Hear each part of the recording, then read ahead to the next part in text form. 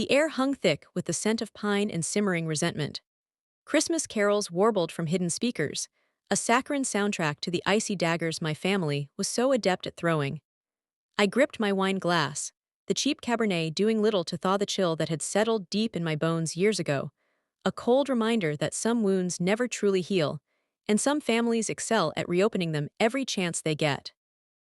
They believed they had me cornered, helpless, a perpetual disappointment destined to be the family's favorite cautionary tale. If you've ever felt overshadowed by a sibling, subscribe now to join a community that understands the sting of family favoritism. Christmas had always been a battlefield, a carefully orchestrated performance of forced smiles and passive-aggressive digs disguised as holiday cheer. This year felt particularly sharp. My sister, Emily, the golden child, had arrived with her husband, Mark, radiating smugness and the faint scent of new money. My brother, David, always hovering in Emily's orbit, offered a tight, almost pitying smile. My father, normally a quiet observer, seemed unusually tense, his gaze darting between Emily and me. But the real architect of my misery was, as always, my mother.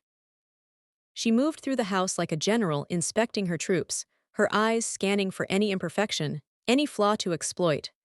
My name is Stella, and I had perfected the art of invisibility, of fading into the background to avoid her scrutiny, but even I knew that tonight, escape would be impossible. The charade began predictably enough. Forced compliments on the Christmas tree, hollow praise for the appetizers, and veiled inquiries about my progress in life, meaning, of course, my glaring failure to achieve the same milestones as Emily. A house, a husband, 2.5 children, a dog named Spot. The American dream, neatly packaged and gift-wrapped for judgmental relatives. I parried their questions with practiced ease, offering vague responses and deflecting attention whenever possible.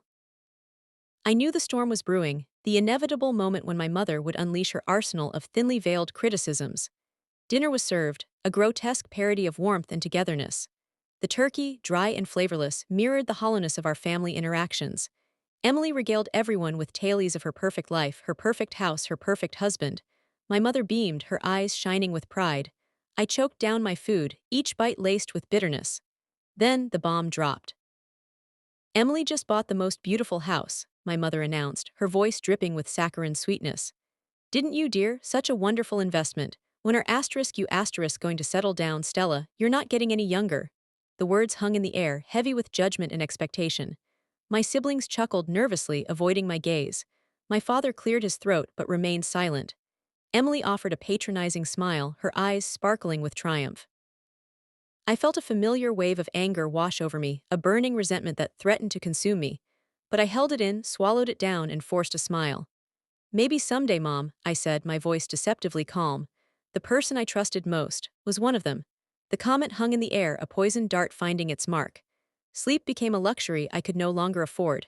Each night I tossed and turned, the scene replaying in my mind, each word amplified, each expression etched into my memory. The darkness of my room became a theater of humiliation, the spotlight focused solely on my perceived failures. I tried to distract myself, burying myself in work, volunteering at the local animal shelter, anything to escape the relentless thoughts that threatened to consume me. But it was no use. The weight of their expectations, the constant comparison to Emily, it was crushing me. I started having panic attacks, sudden waves of anxiety that left me breathless and trembling. My doctor prescribed something, little pills that promised to quiet the storm inside my head, but they only dulled the edges, muting the pain without truly erasing it. I was still drowning, just in slow motion. I attempted to talk to my father, hoping for a flicker of understanding, a word of support. But he just shrugged, muttered something about my mother meaning well, and retreated behind his newspaper. His silence was deafening, a confirmation that I was alone in this battle. The weeks that followed were a blur of forced smiles and hollow interactions.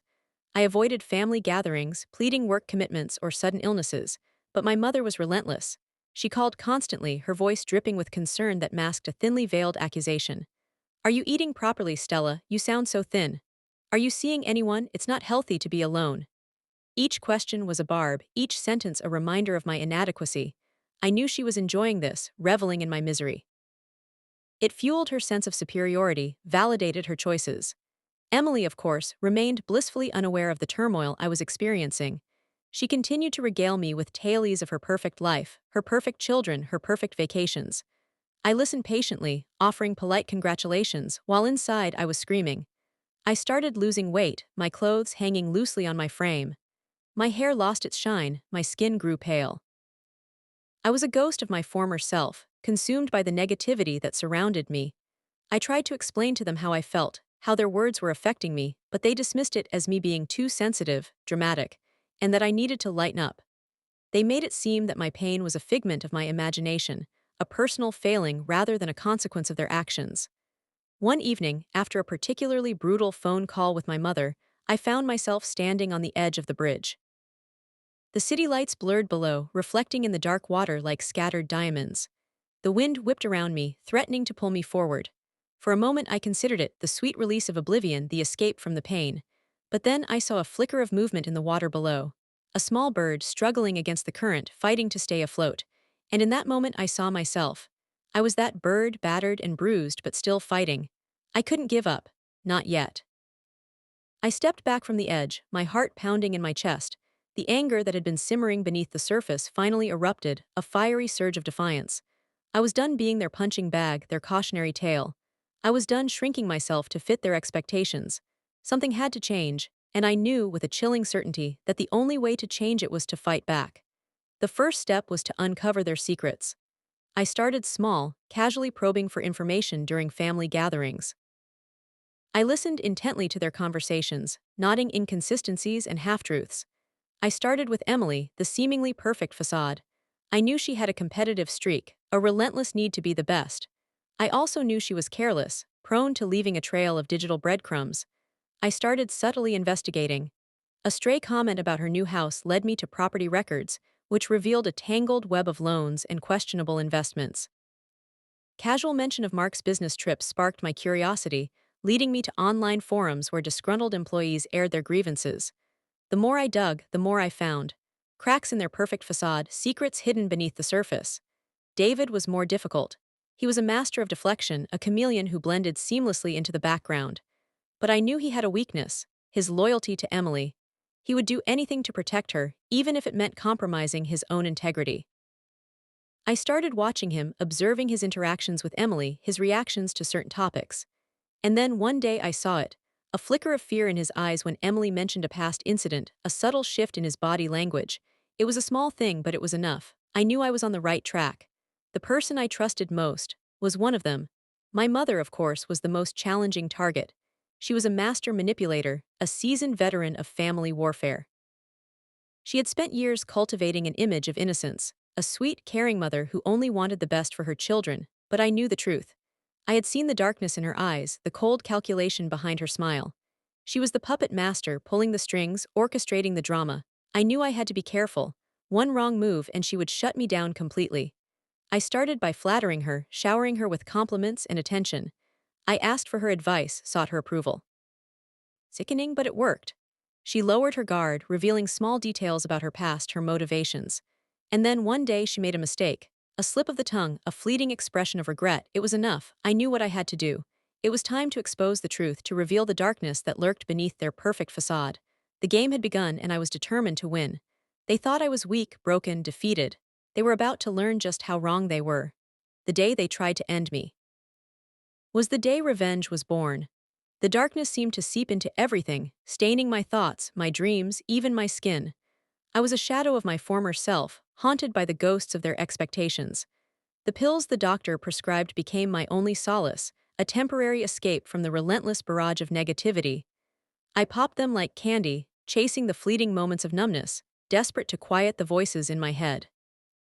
But the relief was always short-lived, and the darkness always returned, stronger and more insistent than before. I started isolating myself completely, avoiding all contact with my family, my friends, even my coworkers. I became a recluse, hiding in my apartment, the curtains drawn, the phone unanswered. Food became an afterthought, and I survived on a diet of instant noodles and stale crackers. My apartment, once a sanctuary, became a prison, the walls closing in around me, suffocating me. I remember one night, staring at my reflection in the mirror, barely recognizing the gaunt, hollow-eyed woman staring back. Was this who I had become? A shell of a person, consumed by the darkness of their making. A wave of nausea washed over me, and I stumbled to the bathroom, vomiting up the few scraps of food I had managed to consume. As I knelt there, retching and gasping for air, I felt a flicker of something stir within me. Not hope, not exactly, but a primal instinct to survive, a refusal to be completely extinguished.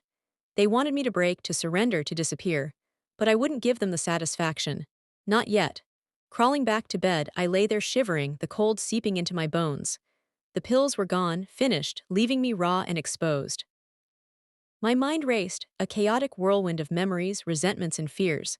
I saw my mother's face, her eyes filled with disdain. I heard Emily's voice, dripping with condescension. I felt David's pitying gaze, a constant reminder of my inadequacy. And then I saw something else. A flicker of my own strength, a spark of defiance that refused to be extinguished. I remembered the little bird struggling against the current, fighting to survive. I was that bird. Battered, bruised, but still fighting. I couldn't let them win. I wouldn't let them define me. I closed my eyes, took a deep breath, and made a decision. It was time to stop reacting and start acting. Time to stop being the victim and become the architect of my own destiny. The first step was to get out of bed. To break free from the suffocating darkness that had consumed me. I forced myself to sit up, my body protesting with every movement. I stumbled to the window and pulled back the curtains, letting the sunlight flood into the room.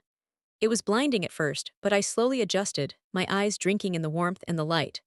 The world outside seemed to be going on without me, oblivious to the turmoil I had been experiencing. People were walking, talking, laughing, living their lives. And I realized with a sudden surge of clarity that I wanted to live too. I wanted to feel the sun on my skin, the wind in my hair. I wanted to laugh, to love, to experience the joy that life had to offer. But first I had to deal with them. I had to confront the source of my pain, to dismantle the system of negativity that they had created. I knew it wouldn't be easy. They were powerful, manipulative, and utterly convinced of their own righteousness. But I had a weapon they didn't expect: knowledge. I had spent weeks gathering information, uncovering their secrets, exposing their lies. I knew their weaknesses, their vulnerabilities, their deepest fears, and I was ready to use them. Getting out of bed was the hardest thing I'd done in weeks. I showered, scrubbing away the grime and the despair. I dressed in clothes that actually fit, not the shapeless garments I had been hiding in. I even put on a little makeup, just enough to conceal the dark circles under my eyes. I looked in the mirror, and for the first time in a long time, I saw a glimmer of hope. The woman staring back was still scarred, still fragile, but she was also strong, determined, and ready to fight. I grabbed my keys, my phone, and a small notebook filled with my notes. It was time to put my plan into action. The first step was to pay Emily a visit. I knew she would be home, basking in the glow of her perfect life. She would be surprised to see me, but I was counting on that. I wanted to catch her off guard, to disrupt her carefully constructed reality. I had a few questions for her, questions that she wouldn't be able to answer with her usual smugness. I smiled, a cold, determined smile. The game had changed. And this time I was playing to win. Their biggest weakness: they thought they were untouchable. I smiled, a genuine smile this time, the first in a long time that wasn't forced or masking some inner turmoil. I played their game, agreeing with Emily about her perfect lawn, praising my mother's impeccable taste in floral arrangements, nodding along to David's boring stories about his work. But beneath the surface, a plan was forming, a carefully constructed strategy for exposing their lies and reclaiming my life. I started documenting everything, every snide remark, every backhanded compliment, every subtle dig. I wasn't stupid. I knew that my word against theirs wouldn't be enough. I needed evidence, irrefutable proof of their manipulation and deceit. So I invested in a small, discreet voice recorder, one that could easily be concealed in my purse or my pocket. I activated it whenever I was around them, capturing their conversations, their tone of voice, the subtle nuances of their interactions. I also started keeping a journal, meticulously detailing every incident, every conversation, every emotion. I included dates, times, locations, everything that might be relevant later on. It was tedious, time-consuming work, but I knew it was necessary. This wasn't just about revenge. It was about protecting myself, about ensuring that they could never hurt me like this again.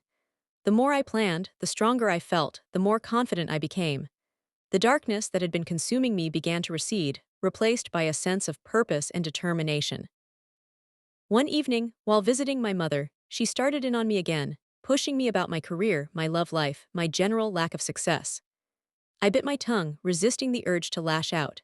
Instead, I steered the conversation towards Emily, asking seemingly innocent questions about her new house, her new car, her lavish lifestyle.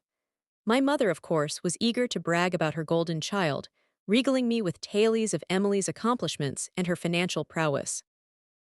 As she spoke, I subtly angled my purse, ensuring that the voice recorder captured every word.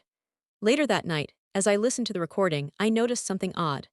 My mother mentioned a generous gift that Emily had received from a family friend to help with the down payment on her house. The way she said it, the emphasis she placed on certain words, it raised a red flag. I knew Emily and Mark were doing well, but a generous gift, large enough to significantly impact a house down payment. That didn't seem right. I decided to dig deeper. Using publicly available property records, I started tracing the ownership history of Emily's house. It was a complicated process, involving shell corporations and offshore accounts, but eventually, I found what I was looking for: a direct connection between the family friend and my father's business. It turned out that my father had been secretly funneling money to Emily, using company funds to finance her extravagant lifestyle. This wasn't just about favoritism, it was potentially illegal, a serious breach of fiduciary duty. The evidence was mounting, and I knew I was getting closer to the truth. David was a harder nut to crack. He was always so careful, so guarded. He rarely said anything of substance, always deferring to Emily or my mother. But I knew he had a secret, something that he was desperately trying to hide. I just needed to find out what it was. I started spending more time with him, inviting him out for drinks, engaging him in conversation, trying to get him to open up. I noticed that he always seemed nervous around Emily, as if he was afraid of saying the wrong thing. And he had a habit of checking his phone constantly, even during family gatherings. One day, while we were having lunch, his phone buzzed, and I caught a glimpse of the screen.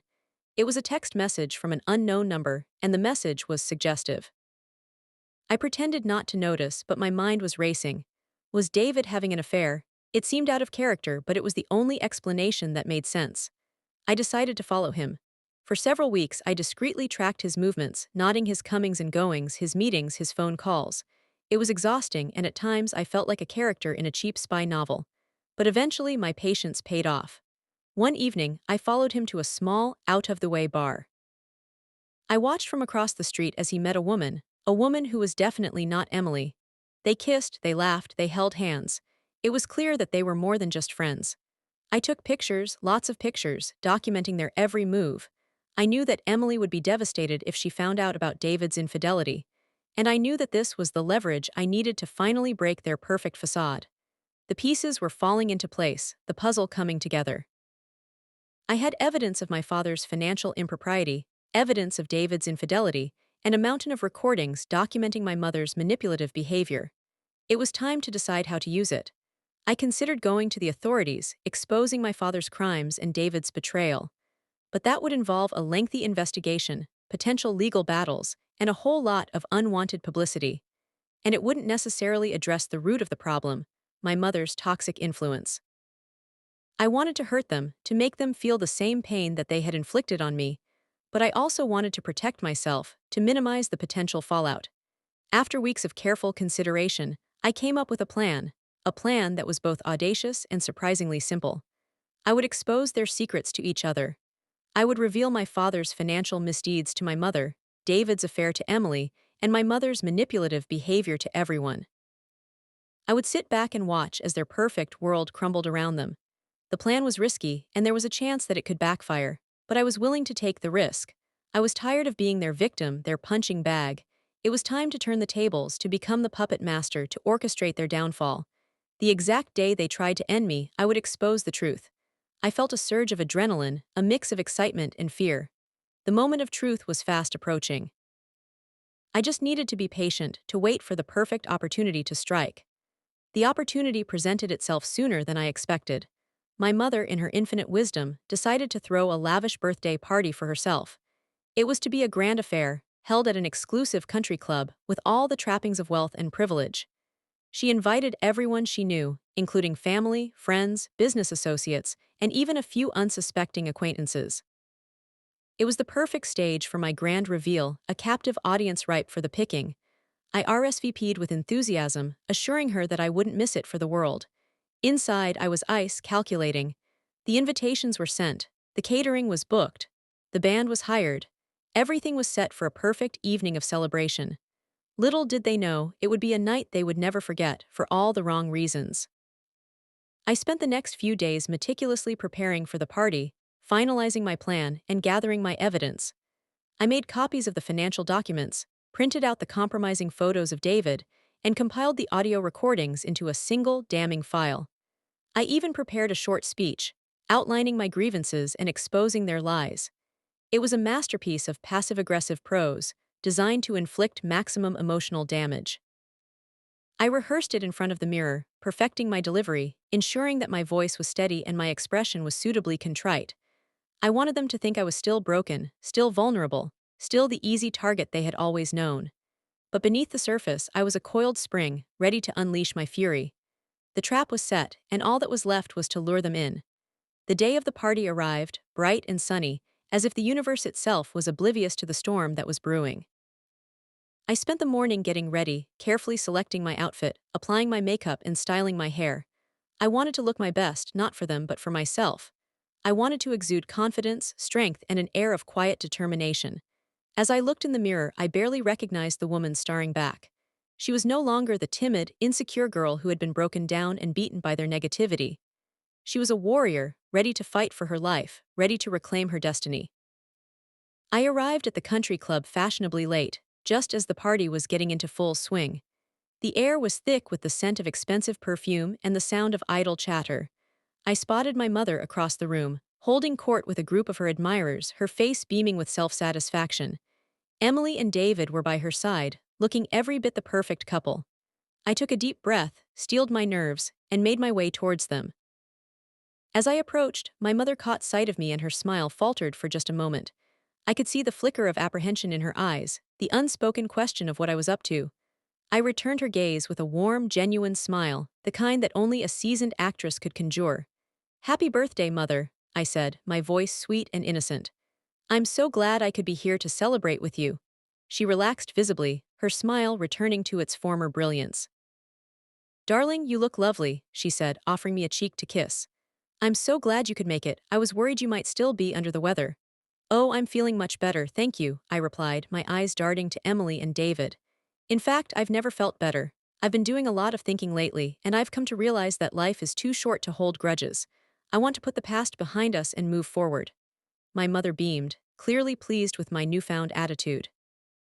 "It's wonderful to hear, darling," she said. "I always knew you would come around eventually." Emily and David exchanged a knowing glance, their expressions smug and condescending. They thought they had won, that I had finally succumbed to their pressure. They were about to learn just how wrong they were. I mingled with the other guests, making small talk, laughing at their jokes, and generally playing the part of the dutiful daughter. But all the while, I was carefully positioning myself, waiting for the perfect moment to strike. I wanted to make sure that everyone was within earshot, that no one could escape the fallout. As the evening progressed, the alcohol flowed freely, and the atmosphere became increasingly festive. People were dancing, singing, and generally making merry. My mother, fueled by champagne and adulation, was in her element, basking in the spotlight. It was the perfect opportunity. I took a deep breath, steeled my nerves, and made my way to the stage. The band was just finishing a song and the microphone was still on. I grabbed it, silencing the applause. All eyes turned to me, curious and expectant. "Excuse me, everyone," I said, my voice amplified throughout the room. "I have a few words I'd like to say." My mother's face paled, her eyes widening in alarm. She knew something was up, but she had no idea what was coming. Emily and David looked equally apprehensive, their smugness replaced by a look of dawning realization. This was it. The moment of truth. I paused for a moment, gathering my thoughts, savoring the tension in the air. "I want to thank you all for coming here tonight to celebrate my mother's birthday," I began, my voice dripping with sarcasm. "She's a truly remarkable woman, a pillar of the community, and a shining example of, well, let's just say she's good at appearances." A ripple of unease spread through the crowd. People began to whisper, exchanging nervous glances. My mother stepped forward, her hand outstretched as if to stop me. "Darling, what are you doing?" she hissed, her voice barely audible above the murmur of the crowd. I ignored her, my eyes fixed on Emily and David. "But beneath the surface," I continued, my voice growing louder, "there's a darkness, a web of lies and deceit that has poisoned our family for far too long. And tonight I'm going to expose it." I saw the fear in their eyes, the desperate plea for me to stop. But I was beyond their control now, driven by a force far greater than their manipulation. Let's start with my dear sister, Emily, I said, turning to face her. She's always been the golden child, the apple of my mother's eye. But what you may not know is that her lavish lifestyle is funded by, let's just say, questionable sources. I paused for effect, allowing my words to sink in. It turns out that my father has been secretly funneling money to Emily, using company funds to finance her extravagant purchases. It's not just favoritism, folks, it's potentially illegal. The room erupted in chaos. People gasped, cried out, and started shouting questions. My mother screamed, lunging at me, trying to grab the microphone. But I sidestepped her easily, my adrenaline pumping. And speaking of secrets, I continued, turning my attention to David, it seems that our perfect golden couple isn't so perfect after all. David has been having an affair and I have pictures to prove it. I held up a stack of photos, displaying the incriminating evidence for all to see. Emily burst into tears, collapsing into a chair. David stood frozen, his face ashen. The room was a madhouse, a swirling vortex of shock, anger, and disbelief. But I wasn't finished yet. I turned to face my mother, my eyes blazing with fury. And as for you, mother, I said, my voice trembling with emotion, you're the puppet master, the architect of all this misery. You've manipulated us, controlled us, and pitted us against each other for your own twisted amusement, but your reign of terror ends tonight. I held up the voice recorder, pressing play. The room fell silent as my mother's voice filled the air, spewing her venomous words, revealing her true nature. The recording went on for several minutes, exposing her lies, her secrets, and her manipulative tactics. By the time it was finished, there wasn't a dry eye in the house. People were sobbing, shaking their heads in disbelief, and turning away in disgust. My mother stood there, defeated, exposed, and utterly alone. The mask had finally slipped, revealing the darkness that lurked beneath. I'm done, I said, dropping the microphone to the floor. I'm done being your victim. I'm taking my life back. And with that, I turned and walked away, leaving them to pick up the pieces of their shattered world. The exact day they tried to end me, I exposed the truth. But the fallout that was about to be biblical. The silence after I dropped the microphone was deafening, heavier than any sound that had come before. I could feel their eyes on me, burning into my back as I walked away. Each step was deliberate, a statement of independence, of finally breaking free. The country club, once a symbol of their perfect world, now felt like a cage I had escaped. I didn't look back. I didn't need to. I knew the chaos I had unleashed would consume them. The drive home was a blur. The adrenaline that had coursed through my veins began to subside, replaced by a strange sense of calm. It wasn't happiness, not exactly. It was more like completion. The plan, so meticulously crafted, had been executed flawlessly. The truth was out, and there was nothing they could do to take it back. I walked into my apartment, and the emptiness of the space felt different. It wasn't the lonely emptiness I had grown accustomed to. It felt like a blank canvas, a space where I could finally build a life on my own terms, free from their influence. I poured myself a glass of wine, not to celebrate, but to steady my nerves. The real fallout was just beginning. The phone started ringing incessantly. I ignored it. My mother, Emily, David, they could all wait. I watched as news of the party spread like wildfire. Social media exploded with posts, comments, and shares. The local news picked up the story, running headlines about the scandalous birthday party and the family's dirty secrets. The carefully constructed facade they had spent years building crumbled before their eyes. My father's company's stock plummeted. Investors panicked, and the board launched an investigation into his financial dealings. Emily's reputation was shattered. Her friends, the shallow socialites who had once fawned over her, turned their backs, afraid of being tainted by the scandal. David was fired from his job, his career in ruins. His affair became public knowledge, and his wife, predictably, filed for divorce. My mother, she became a pariah. Her friends ostracized her, her social circle evaporated, and she was left alone with the consequences of her actions. The country club, the scene of her humiliation, became a place she could no longer bear to visit. I watched it all unfold from a distance, a detached observer of their self-destruction. I didn't revel in their suffering, but I didn't feel sorry for them either. They had made their choices, and they were now reaping the rewards. A few weeks later, I received a letter from my father. It was a rambling, desperate plea for forgiveness. He admitted to his mistakes, acknowledging the pain he had caused. He blamed my mother for his actions, claiming that she had pressured him into funneling money to Emily. He begged me to reconsider, to give him another chance. I crumpled the letter in my fist and threw it in the trash. It was too late for apologies. The damage was done. Emily reached out too, sending me a tearful email. She claimed that she had no idea where the money was coming from, that she was just an innocent victim of my father's generosity. She begged me to believe her, to forgive her. I deleted the email without responding. I knew she was lying, she had always known. My mother never contacted me directly, but I heard through mutual acquaintances that she was devastated, heartbroken, and filled with regret. She had lost everything: her family, her friends, her status, her sense of self-worth. She was a shell of her former self, haunted by the ghosts of her past. One evening, I found myself driving past the country club. The parking lot was empty, the lights were off, and the building looked cold and desolate. It was a stark contrast to the scene of revelry I had witnessed just a few weeks earlier.